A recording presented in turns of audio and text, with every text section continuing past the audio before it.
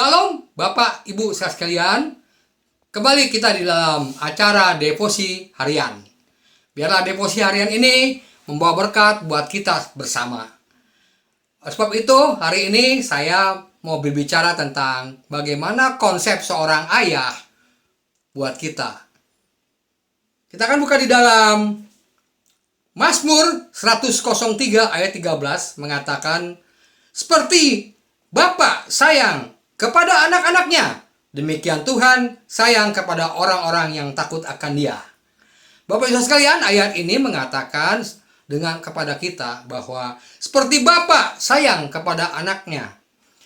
Mungkin Bapak Ibu sekalian, kita masing-masing punya figur Bapak kan? Ya enggak?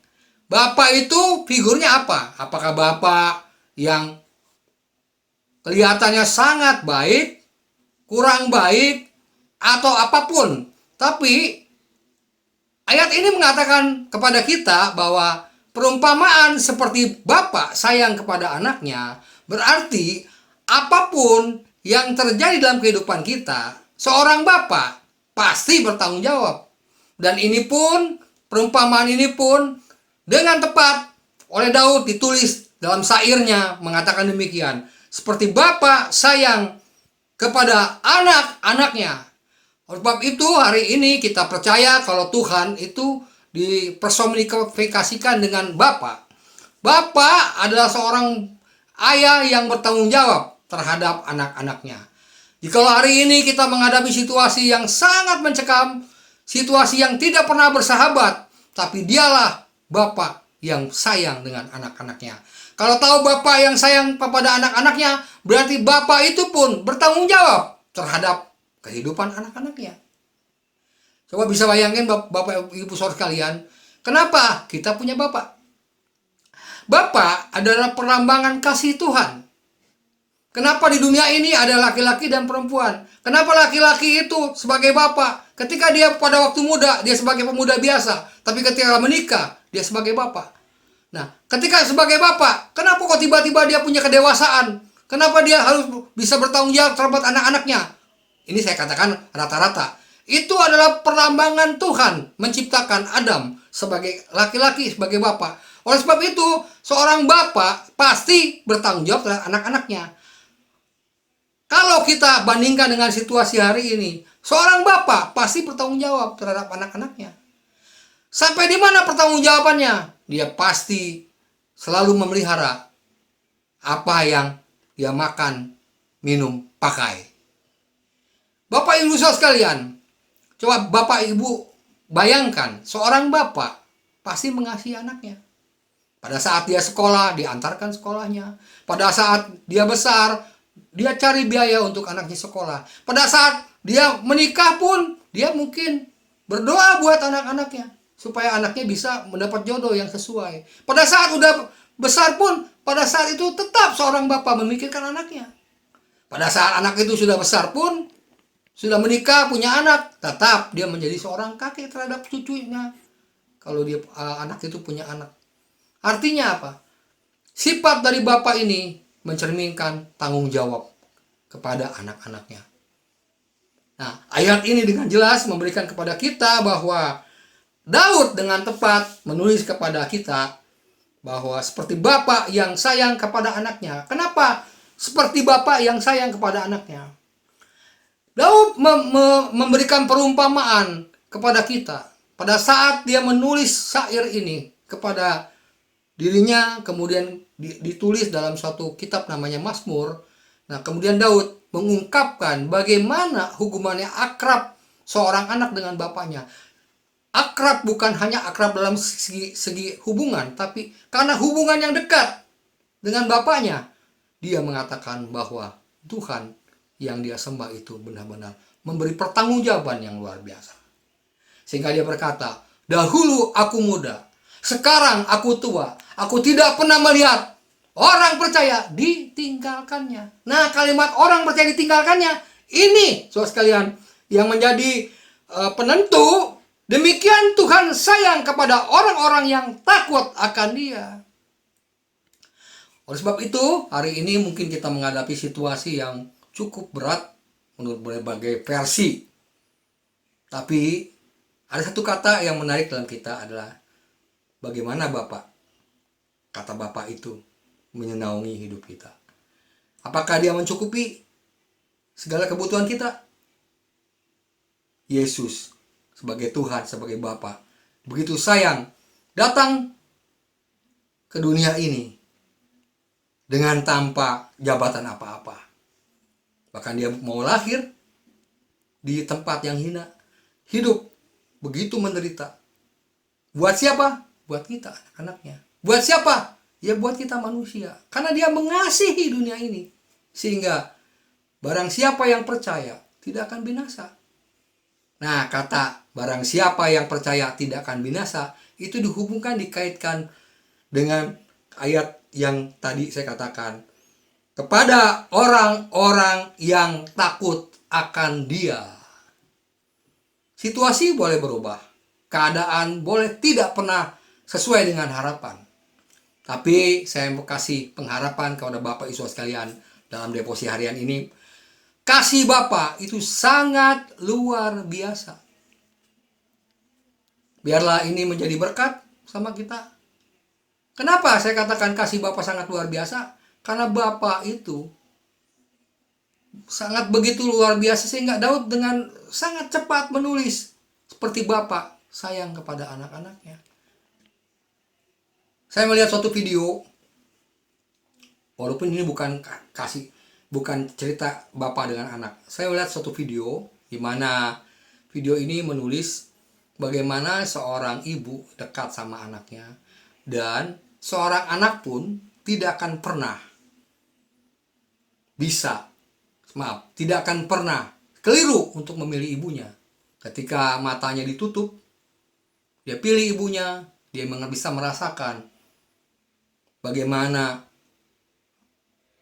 tangannya, bagaimana situasinya. Walaupun tutup di matanya ditutup, tapi dia bisa tahu mana ibunya. Walaupun di situ ditampilkan ibunya itu beberapa orang, tapi dia tetap bisa melihat walaupun matanya tutup seorang ibu. Nah, Bapak Ibu sekalian, itulah yang saya mau kasih tahu bahwa kasih itu melampaui segalanya. Nah, kasih itu adalah seorang bapak kepada anaknya.